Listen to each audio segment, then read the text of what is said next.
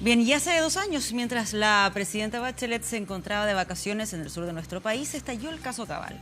Comenzó con una denuncia por el delito de tráfico de influencias y ya va en la formalización de Natalia Compañón por estafa. Un caso que, en opinión de muchos, cambió el panorama de apoyo a la presidenta y al gobierno de la nueva mayoría.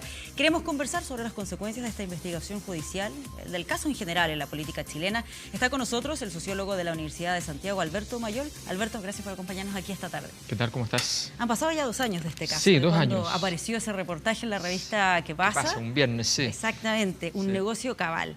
¿Cuál Sí. sería el análisis que harías ya pasado este tiempo respecto a las repercusiones, a los efectos que hasta el día de hoy mantiene este caso? Mira, nosotros en la Universidad de Santiago hemos hecho un seguimiento, tenemos un mecanismo de análisis de coyuntura bastante amplio, con análisis de Big Data de prensa, análisis de empírico, cualitativo, cuantitativo, y yo creo que ya podemos decir con tranquilidad de que no es simplemente una convicción, sino que hay certeza de que el caso Cabal marca el fin del proyecto de Michelle Bachelet y el fin de su propia capacidad individual, personal, de esos atributos que se consideran increíbles, mágicos, donde se la calificaba de incombustible. Un diario inglés describía a Michelle Bachelet como alguien que la podían descubrir traficando osos pandas y nadie iba a sospechar de ella.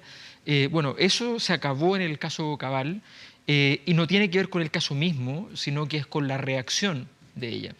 Y los datos que nosotros tenemos nos indican, por ejemplo, que a medida que va pasando el tiempo, cada vez el caso Cabal representa menos a Natalia Compañón o a Sebastián Dávalo y representa más a Michelle Bachelet. ¿Y eso por qué? ¿A qué crees que se debe? ¿O cómo se reaccionó en el inicio?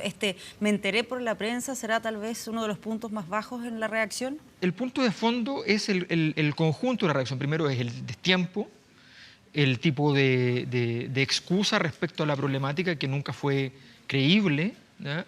Pero además hay un factor decisivo, y es que le pega al corazón del proyecto, de la parte simbólica del proyecto. Los presidentes de la República tienen dos dimensiones. Una que es propiamente la ejecutiva, o sea, saber llevar el gobierno, y hay otra función que es litúrgica, siempre simbolizan algo. Todo presidente llega simbolizando un proyecto más allá de incluso de sus capacidades personales. En el caso de Michelle Bachelet, ella llegó simbolizando históricamente la igualdad, primero la igualdad de las mujeres, y después llega simbolizando los proyectos de reforma en pos de la igualdad luego de las movilizaciones sociales, tanto la estudiantil como las regionales y de otro tipo. Y ese proyecto significaba que Michelle Bachelet no era parte de la élite. Y este es un caso típico de miembros de la élite, donde ella no hace nada para evitar, en el fondo, se interpreta por parte de la gente, evitar que su hijo haga uso de esa influencia.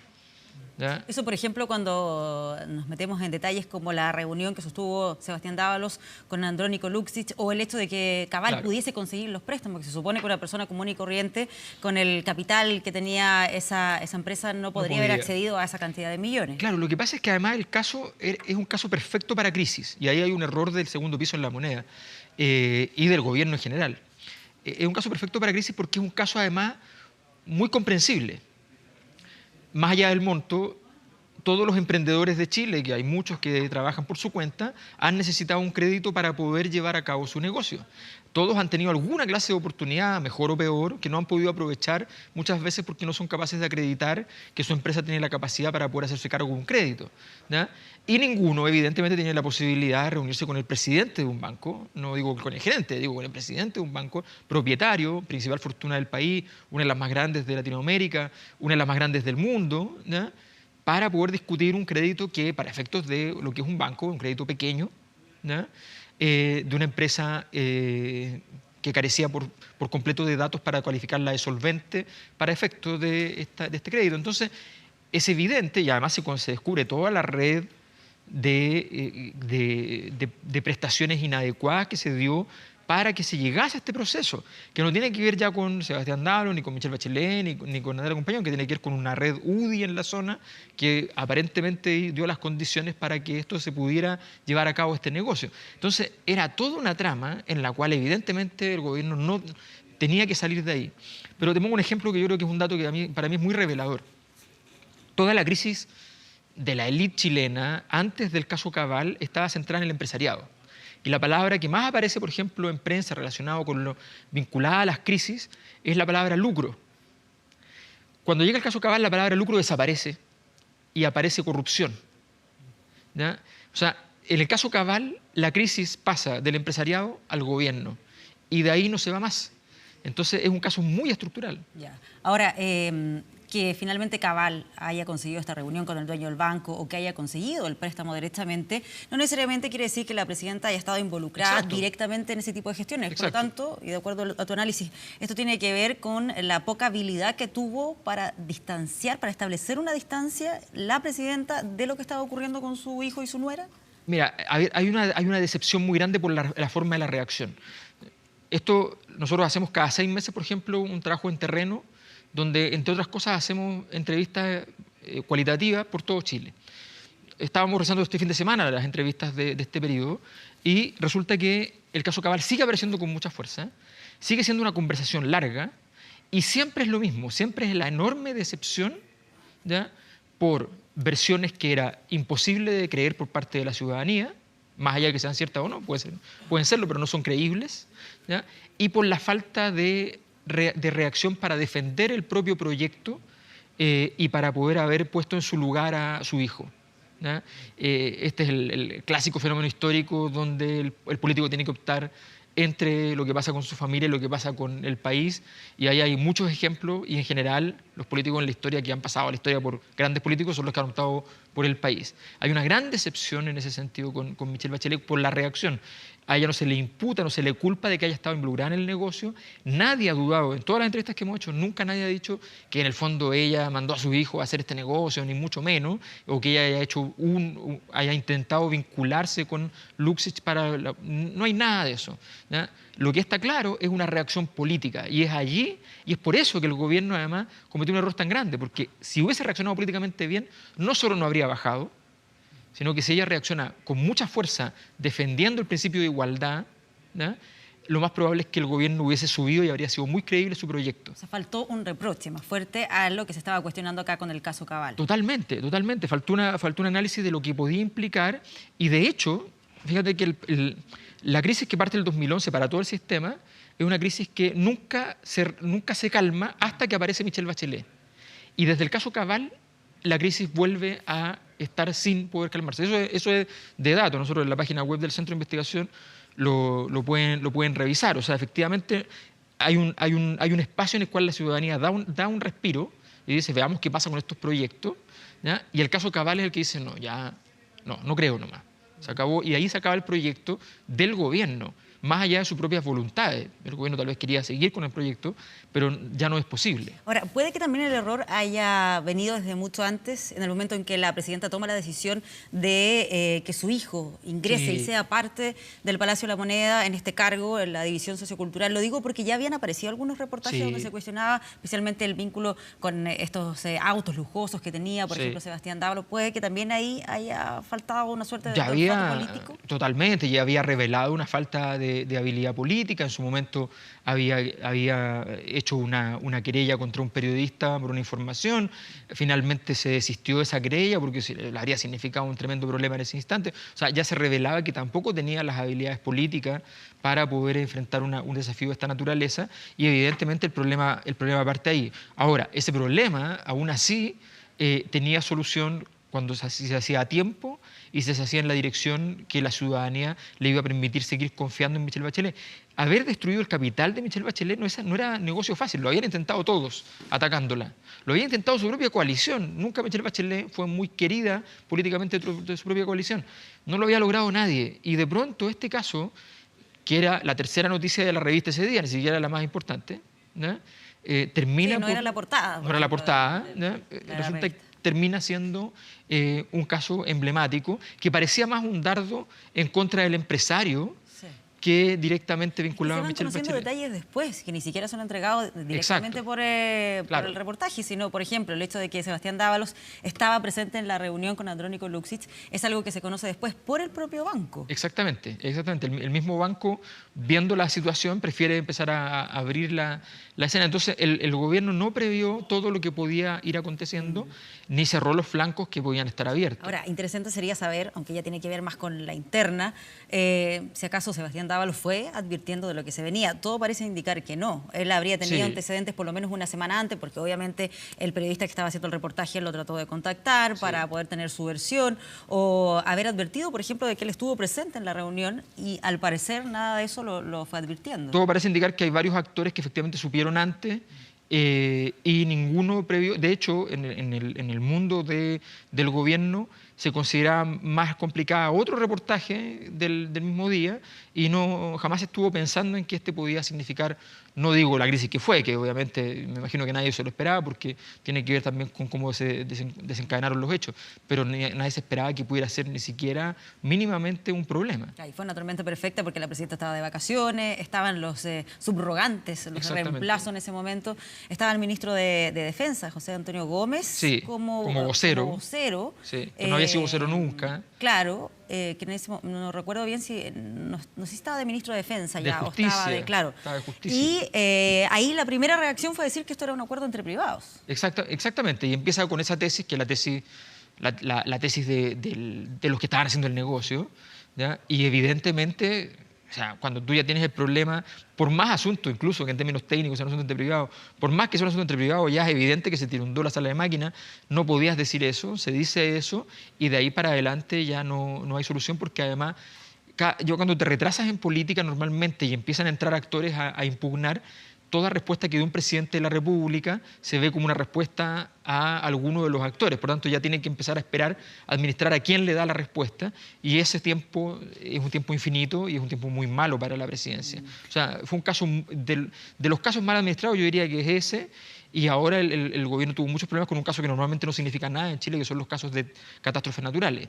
O sea, el caso del fuego tampoco fue bien administrado por el tema del avión y qué sé yo, no tenía que ver con el gobierno, pero era de la CONAF. Comunicacionalmente también. Exactamente, y eso le termina por aterrizar en el gobierno. Entonces, efectivamente, esa lectura de cuándo comienza una crisis es algo que es muy relevante, sobre todo en tiempos como los actuales, donde de verdad las crisis, no como antes, pueden aparecer en cualquier momento, en verano inclusive, como fue este caso. Ahora, tú dices, esta es una crisis, una situación que no se calma, que nunca se calma. ¿Se mantiene hasta el día de hoy generando impacto en la presidenta, en el gobierno? Totalmente, no, es una herida abierta, o sea, te lo puedo decir porque efectivamente los datos son muy, muy claros al respecto. La mayor parte de los temas, cuando uno plantea un tema de agenda, de noticia, la mayor parte de los temas no tienen demasiada densidad. Este es un caso que despierta, por un lado, la historia de la teleserie, que es como el tema familiar, y por otro lado, la decepción política, que termina por generar. O sea, mira lo estructural. La palabra reforma, ¿ya? A medida que había ido apareciendo cada vez más en la discusión pública, había calmado a la palabra crisis. Y cuando viene el caso Cabal, la palabra reforma empieza a empujar a la palabra crisis. Entonces, cada vez que el gobierno hablaba de reforma ya no servía de nada. Entonces, imagínate cuando tu proyecto era la reforma y de repente no sirven de nada, bueno, nada que hacer. Claro. Tú dices que eso finalmente tiene también una repercusión en la evaluación de todo el trabajo que realiza el gobierno. Exacto. Los gobiernos se juegan mucho en esta capacidad para poder decir que efectivamente representan, simbolizan un cambio de época o algún tipo de reforma específica que está asociado a algún valor. Los gobiernos tienen que asociar sus actos a alguna clase de valor, a la eficiencia, a la justicia, a lo que sea. Y aquí se alteró el valor principal y de ahí para adelante el gobierno no tenía cómo tener proyectos. O sea, el gobierno efectivamente, ahí viene el realismo sin renuncia, y el realismo sin renuncia en la práctica es una renuncia no porque solo el gobierno quiera renunciar, sino porque ya no tenía capacidad. Yo me acuerdo que la siguiente declaración de Elizalde después de la crisis de Cabal, por ejemplo, como vocero de gobierno, la primera fue hablando sobre la importancia que parte del gobierno tenía la calidad de vida de las personas. Calidad de vida no se había mencionado nunca, pero ya no podías hablar de igualdad, no podías hablar de reforma, o sea, quedan como palabras prohibidas. Evidentemente eso para una Michelle Bachelet que había llegado generando una hipertrofia de esas mismas palabras, bueno, fue la pérdida total del capital político que tenía. Claro. Ahora es curioso también cómo le cuesta tanto a la moneda poder sacar el tema desde Sí. ahí, de Palacio. Bueno, desde el primer momento cuando Sebastián Dávalos renuncia en el Palacio de la Moneda, no afuera de su casa, que era otra de las alternativas que se barajaba, hasta el día de hoy que su propia nuera, Natalia Compañón, hace mención, por ejemplo, a Analía Uriarte en el punto de prensa que dio hace algunas semanas y que estamos hablando ahí de una asesora de las más cercanas de la presidenta. No, lo ha mantenido efectivamente adentro. Se ha manejado políticamente todo en eso muy mal. Yo creo que era indispensable en ese momento que Michelle Bachelet, ella en persona, fuera la que señalara que había solicitado la renuncia. O sea, hay cosas que había que hacer, ¿no? Eran indispensables en el proceso. Y hoy día tenemos una situación en la cual efectivamente el caso muchas veces aterriza en la moneda, ya sin que la moneda esté haciendo nada, simplemente porque alguien en el juicio señala. El mismo Dávalos, recordemos que toda su declaración se considera judicialmente casi inútil porque resulta que él se dedica a denostar básicamente al ministro de Interior. Entonces son problemas prácticamente personales que inundan la sala de operaciones del Claro, que llamaba la gobierno. atención porque eso es algo que se conoció en la declaración que Exacto. entregó en su momento la declaración judicial de Claro. Sebastián Dávalos, donde se le pregunta por esto que tiene que ver con el negocio, con Claro. las transacciones, las reuniones, y él menciona este aspecto político, que en algún momento incluso algunos decían, bueno, tal vez lo hizo con su qué, como sabía que esto en algún momento se iba a hacer público. Claro. Es como, en términos periodísticos, dar una cuña, pero de manera más solapada. Exacto, pero es muy absurdo porque tú sencillamente sometes nada menos que al Ministerio de Interior, o sea, hay un criterio político, porque puedes tener incluso un problema con un ministro de menor rango, pero tú al atacar al Ministerio de Interior atacas directamente al gobierno de Michelle Bachelet. Entonces, ahí hay un error político de grandes proporciones y además una declaración judicial que no pierde todo valor en la medida en que se ventilan problemas personales, ¿ya? Sin ningún foco durante el proceso.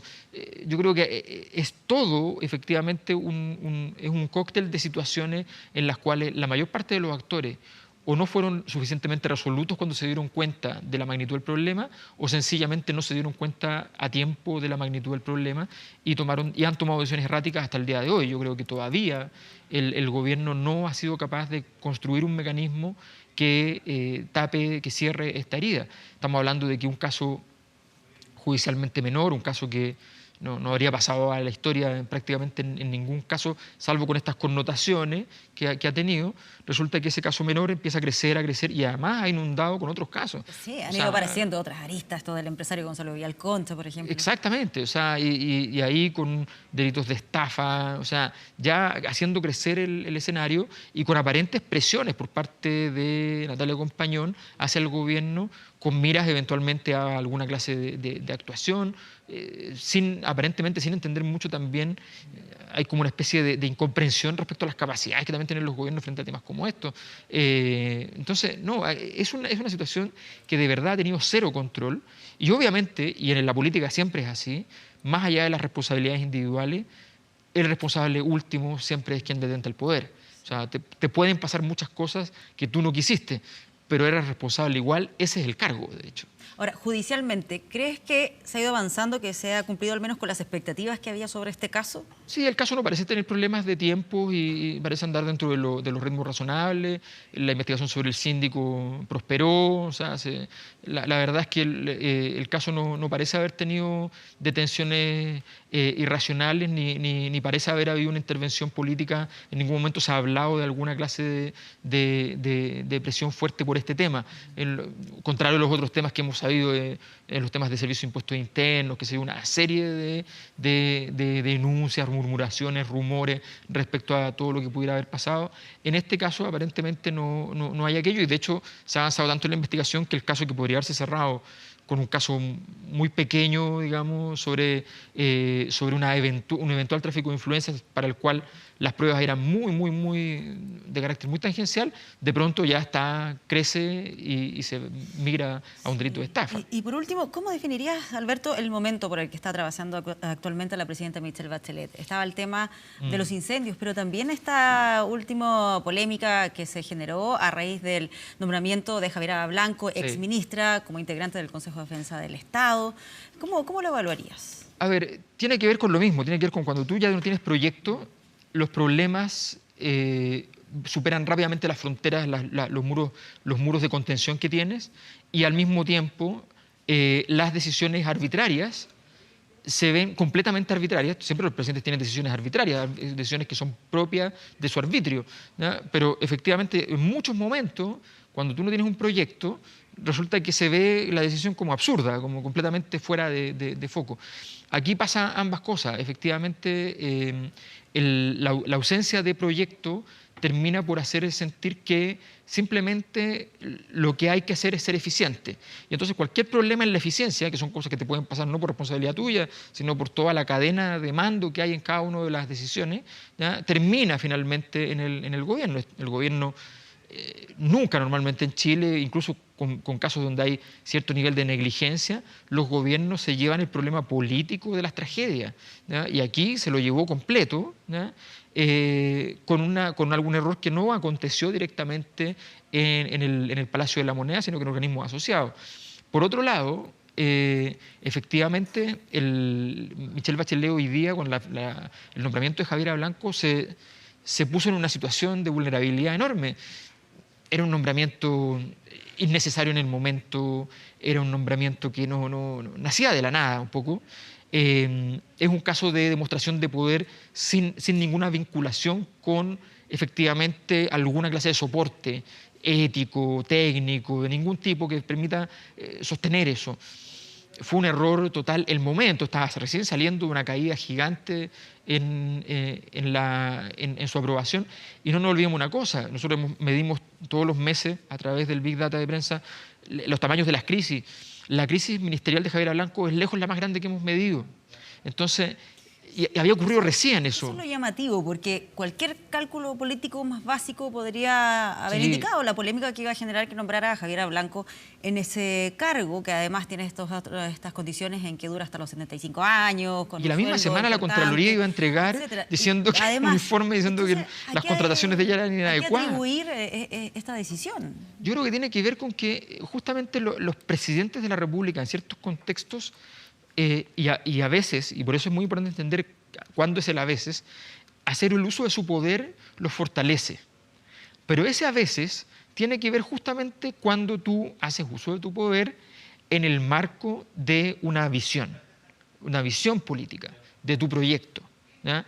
Y Javiera Blanco, por más cercana que haya estado al proyecto original de Michelle Bachelet, no representa el proyecto para la ciudadanía, no representa ningún proyecto porque ese proyecto ya no es representado por nadie. Fíjate un detalle, en las entrevistas cualitativas la gente no nos habla de la nueva mayoría en este año, nos habla de la concertación. Entonces ese proyecto fracasó, ¿ya? Si no estuvieran en el gobierno la nueva mayoría, ya habrían cambiado la coalición, habrían cambiado nombre, habrían hecho todo lo que se hace cuando se puede, pero está en el gobierno y hacer eso significaría, qué sé yo, bajar otros 5 puntos, o sea, no se puede. Entonces, objetivamente, creo que el error es gigante y estamos hablando de que puede llegar a indicadores de aprobación que son cercanos a esos indicadores que nosotros pensamos que nunca acontecerán en Chile, los que tenía Perú, los que tenía Toledo, los que tenía Ollanta Humala después, qué sé yo, que eran indicadores de 8, 6, 10 puntos. Entonces, son una suma de errores que revelan la falta de conducción política con ministros del Interior que nunca han estado conectados con esa orientación política. Salvo Peñalillo, que más allá de los problemas que tuvo, él efectivamente estaba vinculado a esa orientación política. Después Burgos era el jefe de la oposición, ¿no? Y ahora Fernández no es alguien que articule esos procesos. Por tanto, hay un problema de conducción política, un problema de análisis, gestión política en sentido amplio. Perfecto. Alberto Mayol, muchísimas gracias por acompañarnos en este análisis a 2 años ya del caso Cabal. Muchas gracias por acompañarnos.